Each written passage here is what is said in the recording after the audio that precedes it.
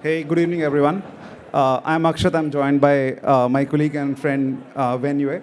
So we are from machine learning and platform team at Coinbase, and today we are going to talk like how we leverage a mix of Ray, vLLM, and LiteLLM to build a trusted LLM gateway for the entire firm.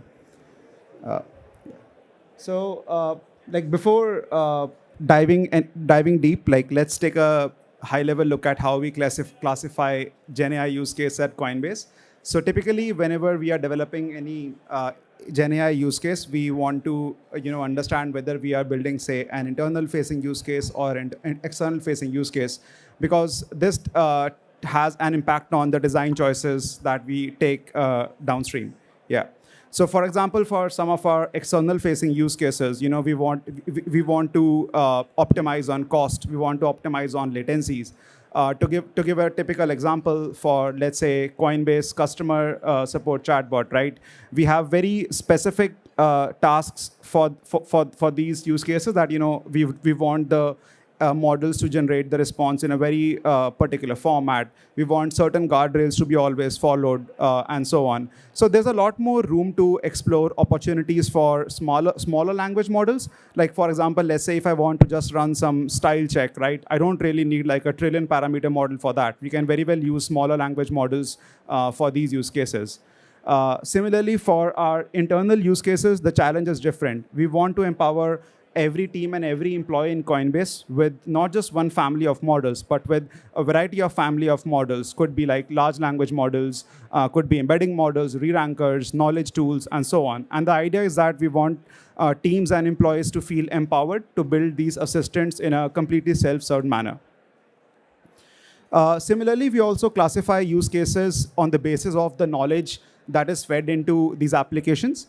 So typically, within Coinbase, we classify sensitive knowledge as either PII, which could be, let's say, something that corresponds to either Coinbase employee or Coinbase customer.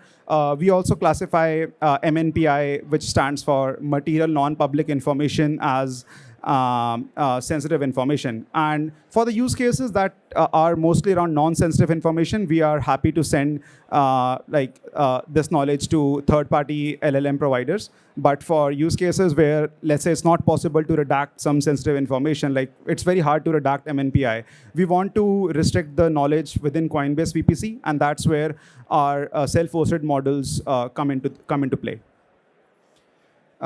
Very quickly, taking a look at how GenAI adoption has looked at Coinbase. So I guess in the interest of time, I'll only look at, let's say, when we saw the real adoption within Coinbase. So that was like in early 2025, when we adopted open standards across LLM inference and tool invocations. Like we adopted an OpenAI compatible LLM router, and we started using MCP for all our tool integrations. And that's when we saw more than hundreds of assistants like within Coinbase. I mean, this number, like I think, is about a month old. Maybe by now there are even more. Yeah. So a very high-level look at how the GenAI platform stack looks for our company. So at the very top, we have a variety of applications, which could be end-user-facing applications, some internal automation tools, some developer experience-centric tools, and some agent building capabilities. And in the middle, we have a middleware that lets us connect to all these standard routers that I just talked about. For example, for all our LLM invocations, we connect to a LiteLLM based LLM gateway. For all our tool invocations, we have MCPs on top of all the data sources that we want to connect to. And since we are adopting these standard protocols for LLM invocations and tools, it allows us to use any open source agentic framework to build our AI agents. Just for this talk, like focusing only on the LLM router that I talked about. So we use an internal LiteLLM deployment that has hooks to our internal key management service, our internal rate limiters, our internal quota management service, and also we connect all the requests coming into our LLM gateway, and these get ETL'd into Snowflake for whatever downstream observability we want on these LLM applications. So for the remainder of this talk, I'll hand over to Wenyue, who will talk about specifically like how we self-host the models within Coinbase. All right, we talk about the self-hosted language model stack.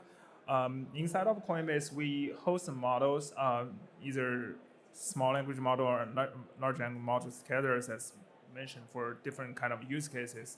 We use Ray for scalable multi-model deployment. We use LiteLLM for unified routing and controlling layer, and we use vLLM, all open source, high throughput inferencing.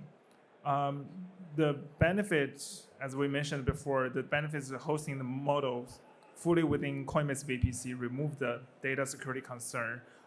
Say if there's some like scam information, like calling our customers, we don't really want to send this record to external providers. That's will be super sensitive information. So the caller services in Coinbase VPC will send the traffic either directly to Ray-serve endpoint like Bird, Bat, Bart, Whisper, something like this, or if it's a large language model which meets OpenAI requirements, then we can, like the SDK requirement, then we can send it to LiteLLM, or we call it LLM gateway inside for routing, reduction, coda, and tracking some logs, and then send to internal hosted models like Llama 3, 4, Gemma, GPUSS. Another reason of using Ray-serve for this is like, as you can see, it won't have like huge amount of traffic, say like 2 or 3 millions of calling for this model. So using Ray, you can mix like 4 or 5 models in, like squeeze all of them inside of single like instance with multiple GPUs. So you don't have to waste a lot of resources, especially for H100 is very expensive actually. For actual implementation, we basically have like 2 set of files. One is the serve YAML file. If you use Ray serve a lot, you should be familiar with this one. So you tell where's the model definition, right? Model definition configs. You have the compute information. It could be from any scale or something in-house in-house reserve. Then you just tell like which Kubernetes cluster you want to point to, right? Another one is like model config. So including the 3 config for scaling, like what is the minimum replica for this one, maximum replica, target ongoing request, the maximum request. vLLM config, like if you want to enable like how many GPU you want to the model length, if you want to enable the auto tuning function call or something like that. Also the Hugging Face config. So as I mentioned before, we want to summarize some of the Coinbase use cases for the sensitive like self-host models. We use it for EDD automation, like enhanced due diligence. Like for some use cases, we need users to upload their proof of employment, their government issued ID or something like that. We send this PII info handling, personal identifiable information, materialize non-public information, or we also use small language models for limit scopes tasks like internal tooling, like say in Slackbot, we use the internal knowledge base to track like how answer engineers' question, like how to set up some provisioning or network settings. Just go and search the knowledge base, find like use some small language models to rank them and feed the best suit answers from the knowledge base or from our basic from Confluence pages.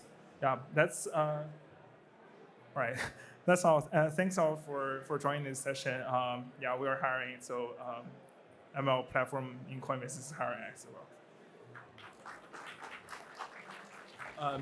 Any questions? We can take questions. Questions here? One question, all right.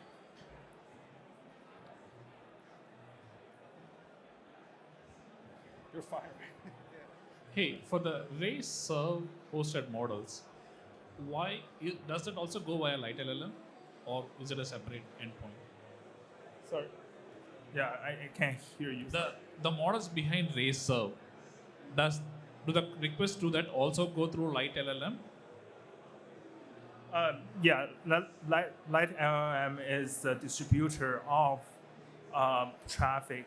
So you say, hey, call this model called maybe GPTOS 120, and then the LiteLLM will route this traffic to this internal hosted model, which is like a Ray serve endpoint. You route it there and get it back. And how do you do cost tracking for that internally hosted models? So for internally hosted models, the cost tracking happens at, I think it's mostly around the GPUs that we have used to serve these models. So depending on, let's say, how many GPUs we are using and how many models we are combining into one single GPU, that's how we accumulate cost. For all the model invocations that happen for non-self-hosted or third-party models, we have like ways to track the tokens consumptions for input, output, cache tokens, and stuff like that. Yeah. Thank you.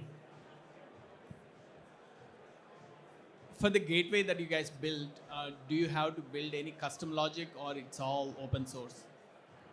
So for the LiteLLM gateway that we built, it's mostly open source, but we added some hooks for our internal purposes. Like let's say for every use case, we want to be able to audit, let's say, which services or which clients are using which models, how many tokens are going there, which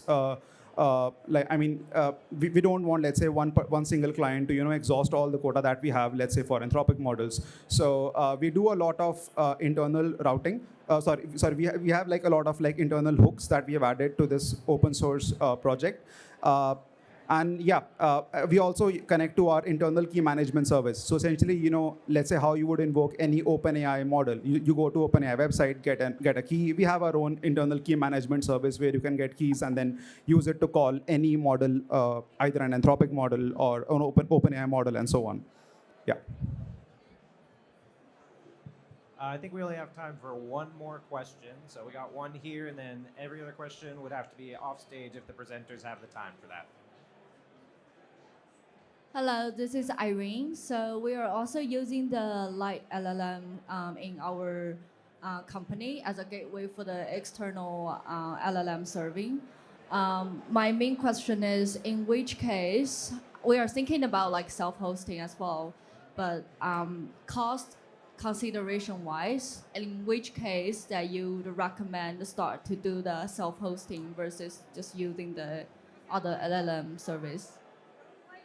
Okay, if I heard your question correctly, you are asking specifically around the LLM router, whether to house the LLM router internally or to use, let's say, something like an enterprise offering for LiteLLM. Or are you asking about self-hosted models?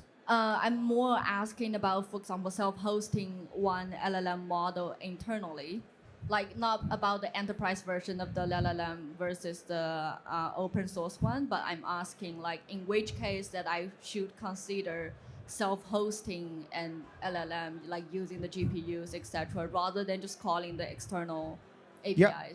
Sure. So for our use cases, whenever we have to deal with either PII, MNPI, any sensitive information, we use we use internally hosted models for that.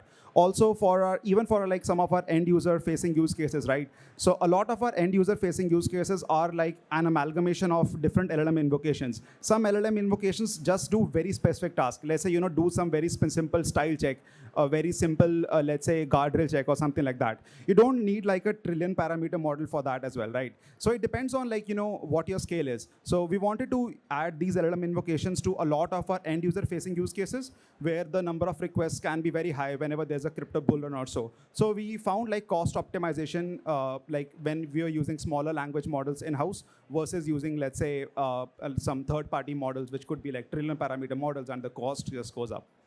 Do you have like a threshold, like in which usage, in which threshold, in which scale that we should consider like self-hosting? I think that honestly depends on your cost, right? Because if you host models in house, you obviously you will be paying the cost for GPUs, right? So you want to balance the cost between how much are you going to pay for the GPUs that you acquire versus how much are you paying for the tokens for third-party models. It actually depends, so it will depend on the scale that you are operating at. Okay, thank you.